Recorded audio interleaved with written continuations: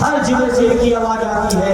कि अगर विकास किसी सरकार में हुआ है तो केवल और केवल समाजवादी सरकार।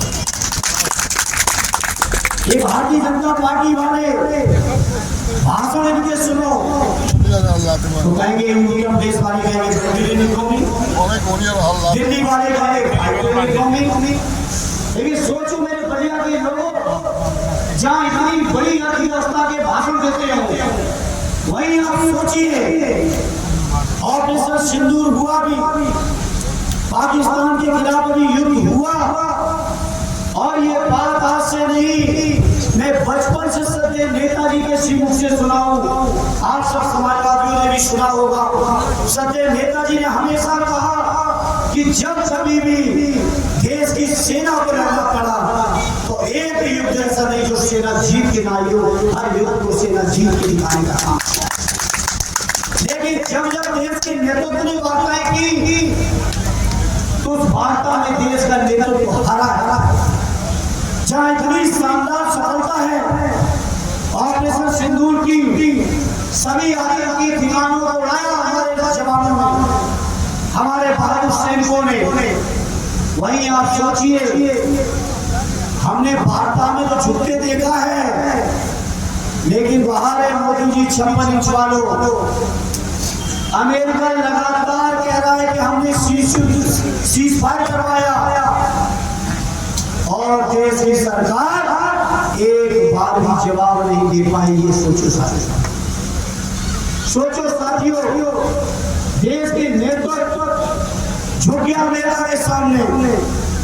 और झुकने के बाद भी कितना बड़ा व्यापारिक नुकसान हुआ है,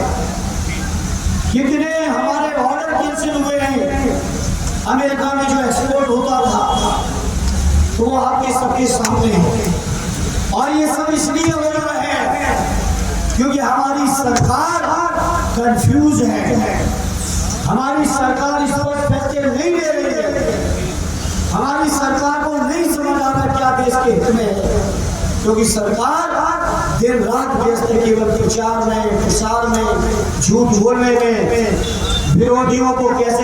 इनकम टैक्स सीबीआई में फंसाएं इस बात में। और जो देश के वर्तमान जो विद्यमान कानून हैं, इनको महसूस हुआ कि शायद इन कानूनों से तानाशाही न ला पाए, तो अभी जो संविधान का 130वां संशोधन जो देश की संसद में पेश हुआ है, वो संशोधन आप सोचिए, बाबा साहब भीमराव अम्बेडकर जी का संविधान, उस संविधान के बाद जितने हमारे संविधान जो हमारी संवैधानिक बेंचें बैठी, सर्वोच्च न्यायालय की हर फैसले में हर बात में बात कही गई है कि देश सबको समान हक है, न्याय सबको मिलना चाहिए, न्याय सबके साथ बराबर है। लेकिन भारतीय जनता पार्टी के लोग विपक्षी दलों को कैसे दबाएं, तो उसके लिए क्या कानून ले आए कि किसी भी मंत्री मुख्यमंत्री को 30 दिन के लिए जेल में डाल दो, उसको इस्तीफा देना पड़ेगा, नहीं देगा तो ऑटोमेटिक इस्तीफा माना जाएगा।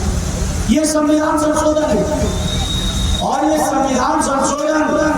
कोई भ्रष्टाचार को रोकने के लिए नहीं हो रहा है। भ्रष्टाचार को रोकने के लिए बहुत सारे कानून पहले से बने हुए,